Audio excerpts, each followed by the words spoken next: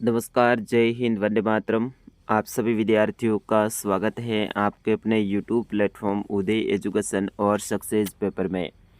विद्यार्थियों, आज के इस प्रश्न पत्र में लेके आया हूँ कक्षा 8वीं का विज्ञान विषय का पेपर, जो कि इस बार आपके बोर्ड परीक्षा की दृष्टि से वेरी वेरी मोस्ट इम्पोर्टेंट रहने वाला है और आप सभी विद्यार्थियों के लिए वरदान साबित होने वाला है। तो विद्यार्थियों, इस प्रश्न पत्र को अंत तक देखें, इसे ज़्यादा से ज़्यादा शेयर और लाइक करें। आइए बढ़ते हैं पहले प्रश्न की ओर। पहला प्रश्न है, फलीदार पौधों की फसल द्वारा भूमि में जिस तत्व की मात्रा बढ़ती है वह है, यानी फलीदार पौधों की अपन बुआई करते हैं तो जमीन के अंदर कौन से तत्व की मात्रा बढ़ती है। तो विद्यार्थियों, इसका सही आंसर होगा नाइट्रोजन, यानी ऑप्शन स रहेगा इसका सही आंसर। जब अपन फलीदार पौधों की बुआई करते हैं तो उससे नाइट्रोजन की मात्रा बढ़ती है। दूसरा प्रश्न है, ब्रेड अथवा इडली फूल जाती है, इसका कारण क्या है।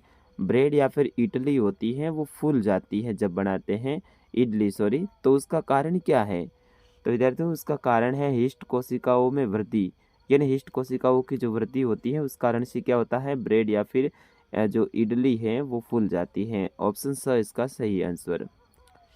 अगला प्रश्न है, सीएनजी का पूरा नाम क्या है। सीएनजी का पूरा नाम बताना है। संपीड़ित प्राकृतिक गैस, कोयला प्राकृतिक गैस, कोलतार प्राकृतिक गैस, उक्त में से कोई नहीं। तो विद्यार्थियों, इसका सही आंसर होगा आपका ऑप्शन नंबर अ। सीएनजी का पूरा नाम है संपीड़ित प्राकृतिक गैस। अगर इसकी जगह पे एलपीजी आ जाए, क्या आ जाए, एलपीजी, तो ये है लिक्विड पेट्रोलियम गैस, यानी द्रवित पेट्रोलियम गैस, ये भी आप याद रखेंगे। चौथा प्रश्न है, मैग्नीशियम जलकर दहन होकर क्या बनता है, यानी मैग्नीशियम है वो जलकर दहन बनकर क्या बनता है उसका, तो उसका बनता है मैग्नीशियम ऑक्साइड, यानी ऑप्शन ब इसका सही आंसर रहेगा। पांचवा प्रश्न है, रिक्त स्थान की पूर्ति कीजिए, इसमें उर्वरक एक अकार्बनिक लवण है, तो इसमें लिखना है अकार्बनिक। देखो यहाँ पे पीछे आंसर भी दे रखा है। छठा प्रश्न है, दरांती कटाई में काम में आती है, ठीक है ना, कुछ ऐसा आएगा, निम्न औजार का उपयोग किया जाता है, तो उस तरह दरांती आए तो आपको ध्यान रखना है कटाई के काम में आती है। छोटे खेत वाले किसान अनाज के दानों को फटक कर अलग करते हैं, तो इसमें फटक आपको लिखना है। और अगला है कि रसायन खरपतवार को नष्ट करते हैं, तो वह खरपतवार नाशी रसायन, ठीक है ना, खरपतवार नाशी रसायन है वो क्या करते हैं, खरपतवार को नष्ट करते हैं। नवा प्रश्न है, वनों उन्मूलन के दो प्राकृतिक कारण आपको बताने हैं। तो पहला है दावानल और भीषण सूखा। इसके साथ ही आप इसमें लिख सकते हैं वनों उन्मूलन के विकास कार्य, ये भी आप लिख सकते हैं। 10वां प्रश्न है, जनन की विधियों के नाम लिखिए। तो जनन की दो विधियां होती हैं विद्यार्थियों, एक तो होता है लैंगिक जनन और एक होता है अलैंगिक जनन। 11वां प्रश्न है, रजो दर्शन क्या है। तो विद्यार्थियों, इसका सही आंसर होगा पहला ऋतुस्राव यौन आरंभ में होता है, जिसे रजो दर्शन कहते हैं, यानी पहला जो ऋतु स्राव होता है लड़कियों में या महिलाओं में, तो उसे क्या कहते हैं, रजो दर्शन कहते हैं। फिर उसके बाद में अगला प्रश्न है, पेशीय बल किसे कहते हैं। तो मांसपेशियों के कार्य स्वरूप लगने वाले बल को पेशीय बल कहते हैं, यानी मांसपेशियों का जो लगने वाला जो बल होता है मांसपेशियों का, उसे ही पेशीय बल कहते हैं। तो ये प्रश्न बहुत इंपॉर्टेंट है। 13वां प्रश्न है, कमानीदार तुला क्या है। तो विद्यार्थियों, इसका सही आंसर होगा कमानीदार तुला ऐसी युक्ति है जिसके द्वारा किसी वस्तु पर लगने वाले बल को मापा जाता है, यानी कोई वस्तु है उसके ऊपर जो दाब पड़ रहा है, बल पड़ रहा है, तो उसको मापा जाता है, किसमें, कमानीदार तुला में। अगला है, जब हम बोलते हैं तो क्या हमारे शरीर का कोई भाग कंपित होता है, यानी जब हम बोलते हैं तो हमारे शरीर का कोई ऐसा भाग है जो कि कंपन करता है।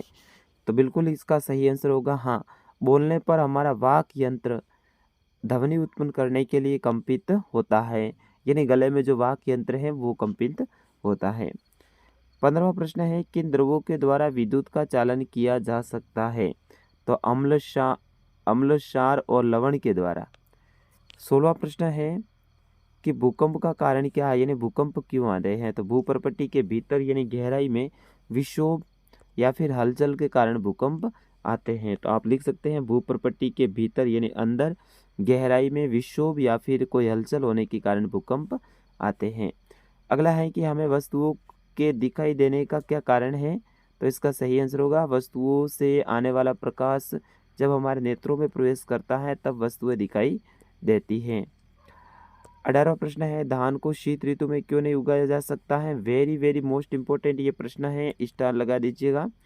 तो विद्यार्थियों इसका सही आंसर होगा धान को बहुत अधिक पानी की आवश्यकता होती है, अतः इसे केवल वर्षा ऋतु में ही उगाया जाता है। धान का मतलब क्या होता है विद्यार्थियों? चावल।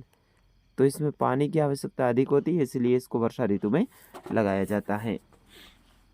अगला प्रश्न है 19वां कि सूक्ष्म जीवों के मुख्य वर्ग कौन कौन से हैं?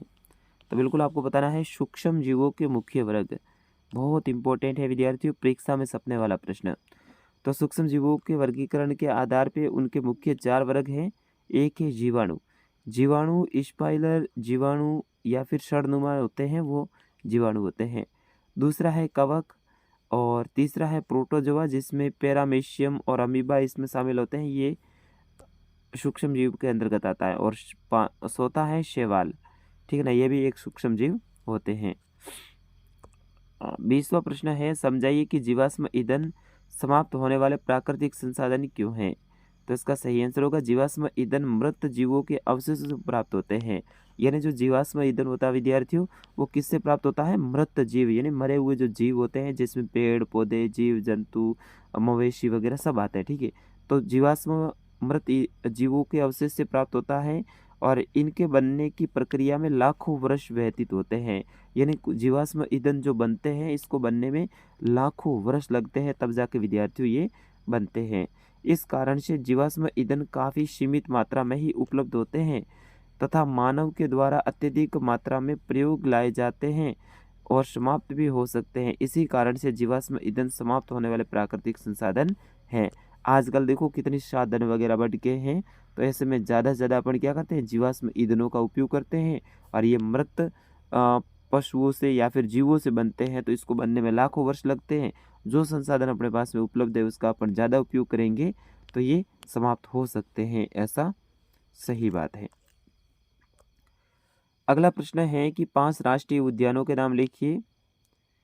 तो इसमें आप लिख सकते हैं 5 राष्ट्रीय उद्यानों के नाम। इसमें कारबोट राष्ट्रीय उद्यान उत्तराखंड, संजय राष्ट्रीय उद्यान महाराष्ट्र, पेरियार राष्ट्रीय उद्यान केरल, कान्हा राष्ट्रीय उद्यान मध्य प्रदेश और वज्जू घाटी राष्ट्रीय उद्यान कर्नाटक। इस तरह से आपको इसमें नाम लिखने हैं। और अगला प्रश्न है लिंग हार्मोन क्या है और इसके नामकरण इस प्रकार क्यों किया गया है, उनके बारे में आपको बताना है।